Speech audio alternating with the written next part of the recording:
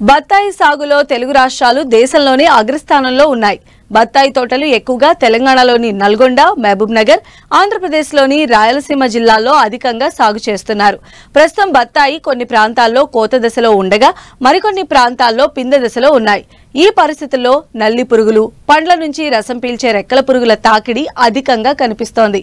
వీటి నివారణకు చేపట్టాల్సిన సస్యరక్షణ చర్యల గురించి ఇప్పుడు తెలుసుకుందాం.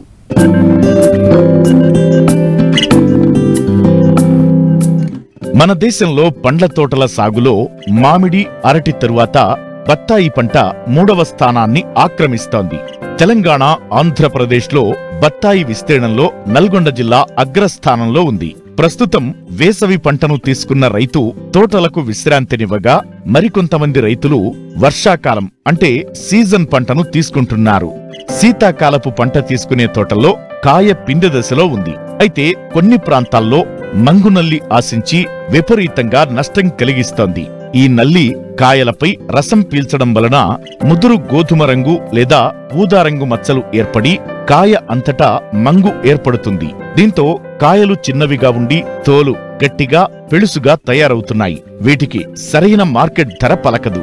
మంగునల్లి నివారణకు డైకోఫాల్ 5 మిల్లీలీటర్లు లేదా మలాథియాన్ 2 నుంచి 3 మిల్లీలీటర్లు లేదా డైఫెన్థయూరాన్ 1.5 గ్రాములు లేదా థయోమితాక్సామ్ 1 మిల్లీలీటర్ లీటరు నీటికి కలిపి పిచికారీ చేయాలి.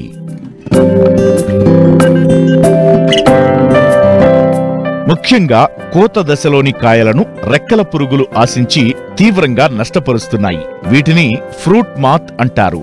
పండ్లపై సన్నని రంధ్రం చేసి రసం పీల్చేయడం వల్ల కాయలు పక్వానికి రాకముందే పండి రాలిపోతాయి. రంధ్రాలలో శిలీంధ్రాలు, బ్యాక్టీరియాలు చేరి పండ్లు కుళ్ళిపోతాయి. దీనినే డాగు అంటారు. రాలిపోయిన పండ్లను ఏరి నాశనం చెయ్యాలి. రాత్రి వేళల్లో లైట్ల కాంతికి ఈ రెక్కల పురుగు ఆకర్షింపబడుతుంది.